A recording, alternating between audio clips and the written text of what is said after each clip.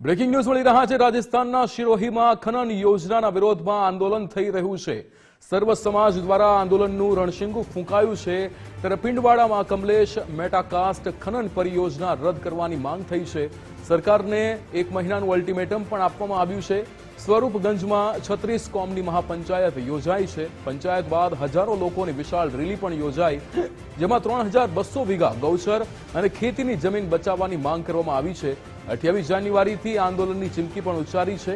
અરાવલી પર્વતમાળા બચાવવા પરિયોજનાનો અહીંયા વિરોધ થઈ રહ્યો છે।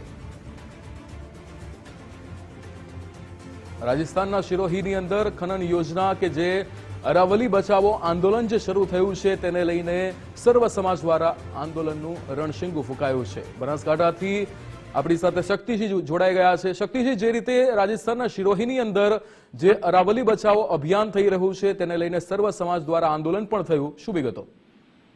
જી, ચોક્કસથી વાત કરવામાં આવે તો જે રાજસ્થાનનો જે સિરોહી જિલ્લો છે તે સિરોહી જિલ્લાના જે પિંડવાડા વિસ્તારની વાત કરવામાં આવે તો જે તાલુકો કહેવાતો હોય છે, ત્યાં આગળ જે કમલેશ મેટાકાસ્ટ ખનન પરિયોજના જે કંપની છે તેને પરિયોજનાની રદ કરવા માટે સરકારને ત્યાંના સ્થાનિકો દ્વારા અલ્ટિમેટમ આપવામાં આવ્યું હતું અને થોડા સમયથી ત્યાં આગળ જે લોકો છે તે 36 કોમની મહાપંચાયત પણ ચાલતી હતી। સ્વરૂપગંજની અંદર પણ મહાપંચાયત ચાલ્યા બાદ વિશાળ રેલી પણ યોજાઈ હતી।